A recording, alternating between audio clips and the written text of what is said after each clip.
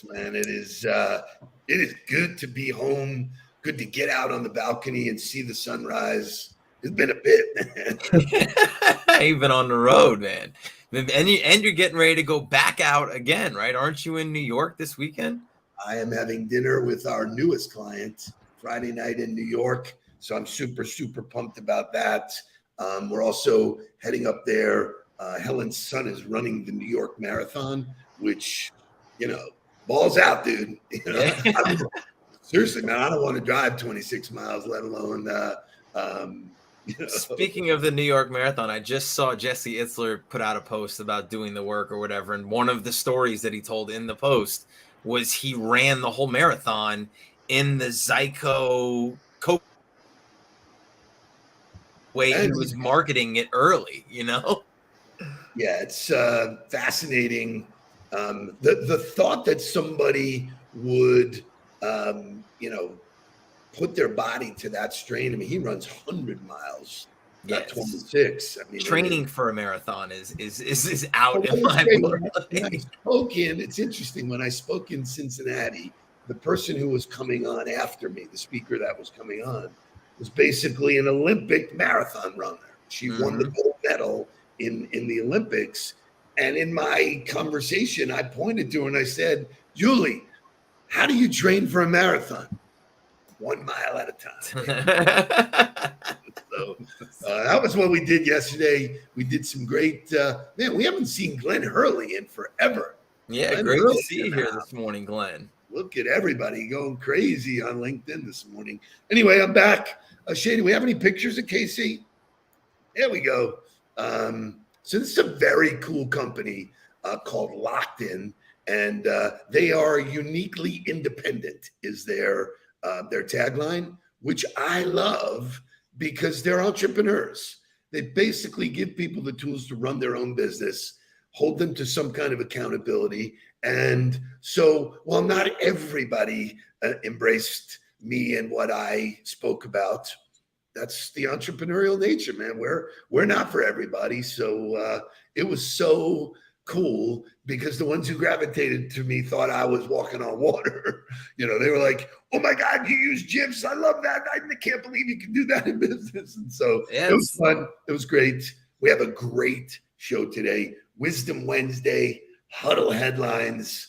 There ain't no reason to wait. Let's just wake this bad boy up. Wake up, everybody. Get up, get up, get up, get up. Wake up. Come on. Wake up, everybody. Teach a new way.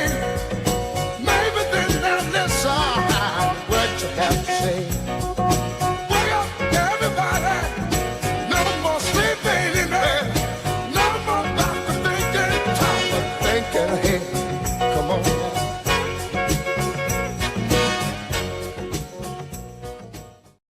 Okay, a couple of things I want to get out of the way. First of all, thank you to Jim Barrett, who is steering the effort to get people to jam on this YouTube. On the YouTube channel. So if you are there, if you are on LinkedIn and you are missing the community, head over to YouTube, go to the Nudelberg Daily Huddle channel, hit subscribe there. And when you're there, be sure to say good morning and be sure to hit a like. Love that. Number two, we failed to let Shay show Chanel's costume. We were so busy talking about other shit. He won the award in my book. Man, you got to see this. This is insane. Look at this. Oh my God, that's good. So, I mean, first of all, I was like, Chanel looks so happy to be in that wig. I mean, it's like, holy moly. So anyway, speaking of costumes, the Huddlers, I had posted something about the Huddle, well, the meme went wild, right? Like everybody was using that costume packaging to say, hey, use this as your costume. The Huddler one was a really good one because there is a t-shirt. And then somebody went as the Huddler. Boom. Yeah, it was awesome. I love Monique's post. It was really fantastic. Great. So super cool. Got a lot of play on that. But then there is CNN came up with the costume of the year, and Shay will show me that. When your special needs son needs a Halloween costume and your husband is handy. Ladies and gentlemen, let's get ready to rumble! Y'all ready for this?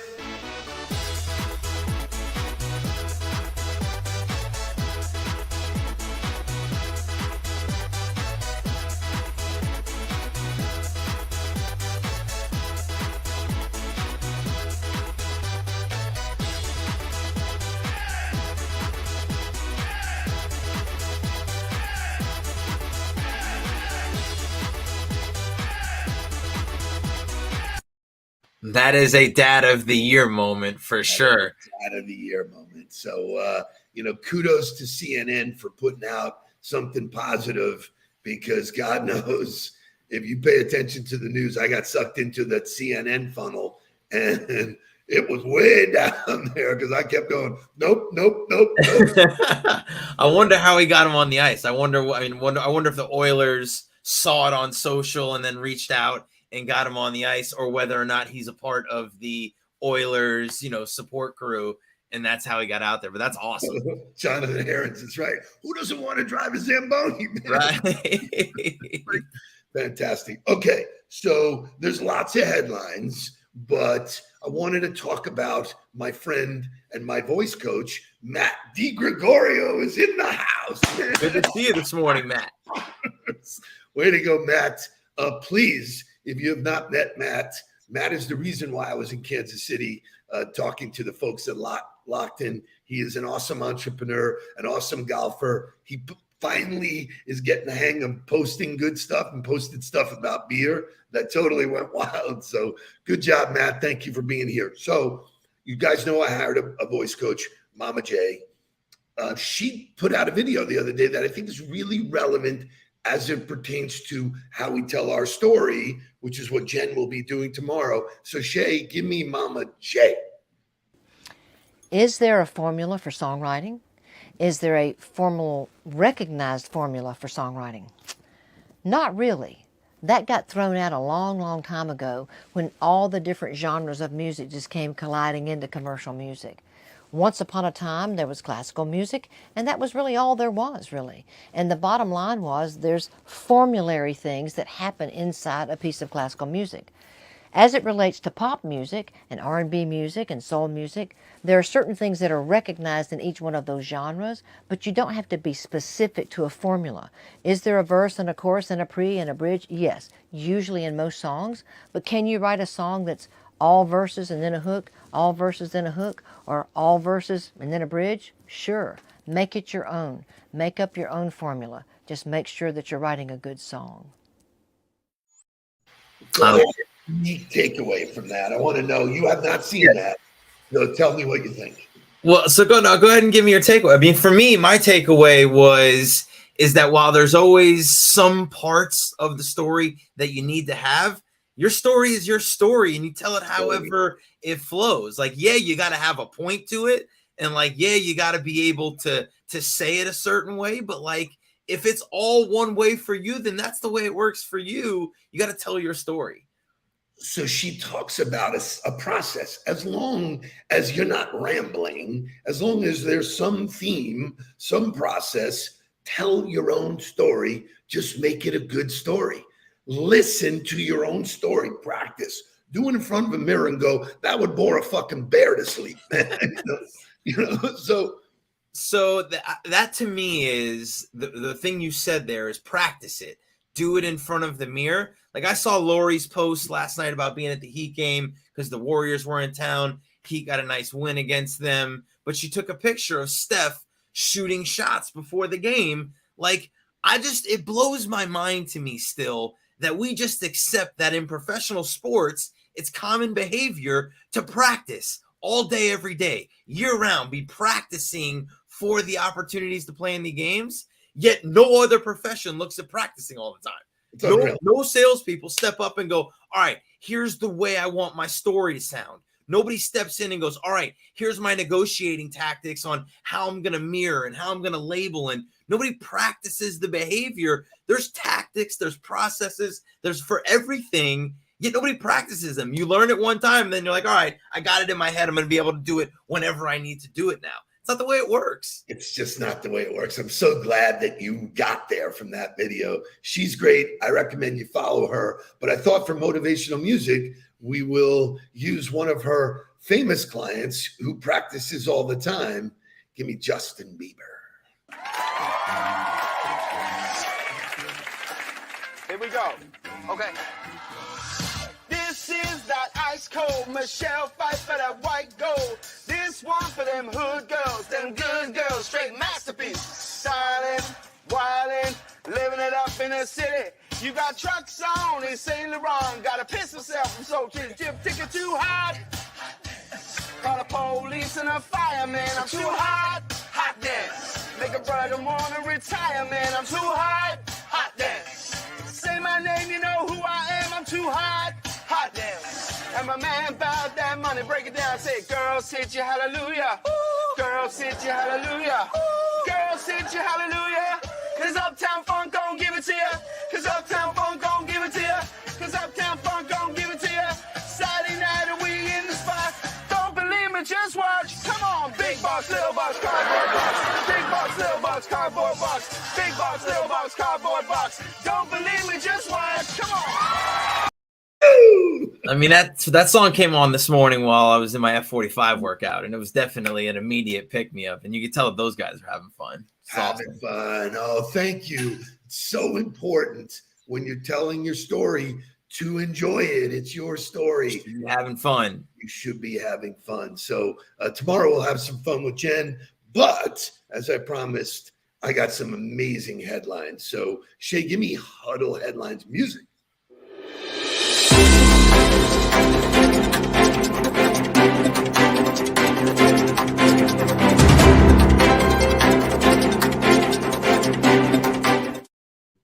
In the headlines today, Chris Bosh, who we all think of as, this great player that got the chance to play for the Heat, he has been paid $434,393 every other week since 2017. Bi-weekly. This is a bi-weekly payment that he's been receiving since 2007, which was the last time that he played. And his final payment comes this week. And so that is breaking news. What's he going to do now?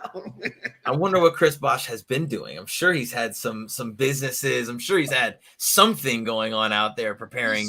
I don't care who you are. You're getting $500,000 every other week and it stops. That's got to hurt. Forget about that. Like, I think about like managing the P&L for the Heat, and like every month you got to look at $800,000 going out the door that you're not getting anything for. Like that's on your spreadsheet. Like as you're managing the entire organization, like, wow, that's a lot of money to be going out the door to get no value for, right? That line item, that's got to stick out every month. Right? So anyway, so that is a Huddle headline. This other one is disturbing to me. I'm going to let Shaq introduce it. All over social media. Do you ever put something out there, Shaq, that does not represent something that you feel? I was probably one of the first guys on Twitter. And when I realized the power it had, I knew I had to be very responsible. Followers, platform, whatever you call it, I knew I had to be responsible. I try to make people happy. I try to make people smile. My formula has always been the same: 60% to make you laugh, 30% to inspire you, and 10% whatever I'm selling. You have to be aware of what you're doing. And you have to be aware that sometimes when you put stuff out, not everybody's gonna like it. Some people are conscious, some people are not. I could tell he's not conscious. He doesn't really care what's going on. But us, I know that the game that we used to love and we promote, it brings people together. And it hurts me sometimes when we have to sit up here to talk about stuff that divides the game. Now we got to answer for what this idiot has done. I stand for equality of all people. I've always been like that. Don't matter what religion, don't matter where you're from. I could say shalom, salam alaikum, ni hao, sebon, because that's how I was raised. So I don't really want to sit up here and answer questions for what he's done. If you're looking at me, it's my job to make people happy. I can't speak for him and answer for what he's doing. It's obviously by his answers and the way he answers, he doesn't really care. Chuck. So I want to bring it up because I watched it live last night. I watched that happen live last night. Did you? Yeah. First of all, I never met Shaq. I think you did. You met him. I met him at the Okahumpka gas station coming down the turnpike, I was leaving Tallahassee, and he pulled in with this massive semi truck, right? Tractor trailer, but without the trailer, just the semi part. He gets out and he walks by me as I'm pumping gas. And I was like, no way that at like 2:30 in the morning, as I'm driving home, I run into Shaq. I was like, I gotta say something, right? So I walked in. I go, "What's up, Diesel?" He goes, "What's up, bro?" It's just as cool as could be. So awesome story meeting him. So Lori met him. He actually almost came to our event November 14th, the JA Ultimate Night Out, but he was going to be out of town and couldn't get back in time. But I know that we're working with him on lots of stuff. I know Lori's working with him. So there's a shining example of a guy who takes the responsibility seriously. I was watching Jay Will this morning, and he goes, all right, so now you got a guy who's putting out this stupid shit. I mean, it's stupid. You want to have that opinion, don't put it out because you know you're going to light the house on fire. The organization fires the head coach who has no idea what's happening with his players, with anything like that.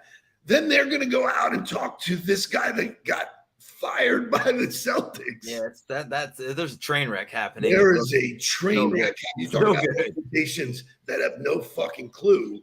I mean, they are going to go from bad to worse. And listen, LeBron said early on, I'm not going to put up with Kyrie's shit. Get out of here. You know, he's a problem, but nobody wants to say anything because he can play. Yeah, I mean, to me, going back to the social media aspect of it and what you share, and obviously this conversation has been going on for a while because of the Kanye West tweets. And I think it's interesting as Elon takes over Twitter, and this has been, at the focal point of social media forever is this, right to free speech, if you will, but you have to be willing to take responsibility for what your free speech does. So yes, you have the right to say whatever it is that you want to say. That's what social media is. And it's great that it gives everybody a voice. The problem is that not everybody wants to take responsibility for what happens after they have free speech. And so if you are giving a voice to hate, if you are giving a voice to darkness, if you are giving a voice to separation or isolation, if that's what you're choosing to give a voice to, you got to be willing to take responsibility for that as well. Okay, so leadership question. This is out there. He works for your organization, right? That leadership has said, we're just going to not make him available to speak to the media, which to me is the biggest cop-out ever. You're either coaching it or you're letting it happen is my answer. Correct. This is exactly my point. So there's no consequences. I tell this all the time. You want to create new behavior or manage the. I'd say the same. So what Charles Barkley said after what Shaq said, which I agreed with 1,000%, was David's not David Stern, the commissioner for the NBA. He should suspend him. Adam Silver. Thank you, Adam Silver. He should have suspended him. He should have said, no. You can't take my $40 million and then choose to do something that's going to harm our organization. You want to have those views. You want to be able to say those things. And by the way, Adam Silver is Jewish as well. So you think he have a problem with it. That doesn't fly. There has to be consequences. So to me, the NBA and the Brooklyn Nets, you're either coaching it or you're letting it happen. Either way, you're ultimately responsible for what Kyrie's doing. Virginia brings up a great point. I saw a montage of all of the interviews that Steve Nash did, right? He had no clue what was going on there. 4 days before he says, we're not trading Harden. Yeah. 4 days later, bang, so is that a knock on Steve Nash as a coach? I don't know. He's in a bad organization. He's got a lot of tough people. I don't think so. I think top down, if you isolate people and leave them out there, this is the kind of shit that happens. This is right. You can align this with any organization. It's a shit show. You know what? The Boston Celtics said, you, head coach, get out, don't let the door hit you in the ass. And when the Nets asked to talk to him, they said, we don't even want any conversation. Get this piece of shit out of here, because you can have him. He's going to manage it. Can you imagine the cesspool that's going to happen with a guy that has no moral fiber leading them? Correct. Yeah. I mean, it's you know, this is this conversation of sports, and you know, there's a lot of money involved, and there's a lot of TV involved, and a lot of eyeballs. But ultimately, it just comes down to taking responsibility, right? And I don't care at what level. The Nets could have taken responsibility. They didn't. And so I believe as the NBA, you're looking at the Nets going, fine, you're not going to take responsibility for this. We will. Well, right. The NFL would have.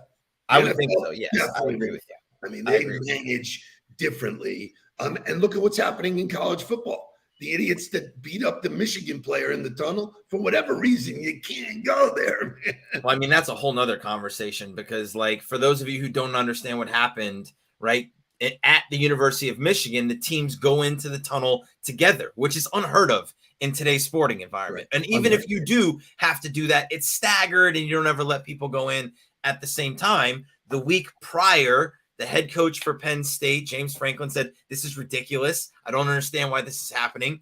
Jim Harbaugh, the head coach for Michigan, says, stop whining.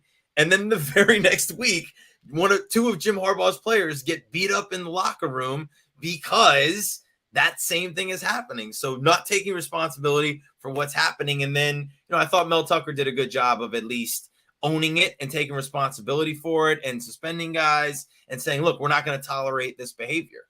But here's something interesting. So one of the guys that was at the event yesterday, he's a Michigan State guy, and he said the entire school is a shambles right now. The board just got relieved of their duties, and he brought it to my attention. Goes back to the dude that was with the gymnasts, you know, and I forget, you know, that name, but he said they have not recovered from that moral scandal.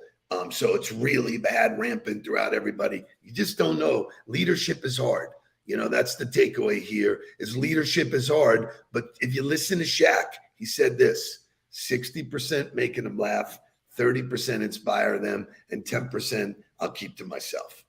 I love that. Larry Nassar. Thank you, John. Great John. stuff. Yeah. Awesome. So hopefully we lit a fire. We sparked some conversation today. The numbers were great. Those 20 people that are on YouTube, before you leave, just hit the like button. Hit that like button. Make sure that you give us a shout out, at least with a good morning, so that we can welcome you to the Daily Huddle, and we can get this thing rocking and rolling on YouTube. We got lots of our friends and clients joining us tomorrow for Jen's presentation. It should be enlightening. It should be funny. It should be totally engaging. So join us, because we're footing the bill. We're saying, hey, we'll be there. It's a free workshop about communication. Why would you pass on that opportunity? So clear your schedule, move the stuff you got to move, find a way to be there for 30 minutes to invest in yourself. And we will see you tomorrow, because now it is time to get down to business. Please don't worry about me. I'm about to let my heart speak. My friends keep telling me to leave this. So let's get down to business. Let's get down to business. Give you one more night.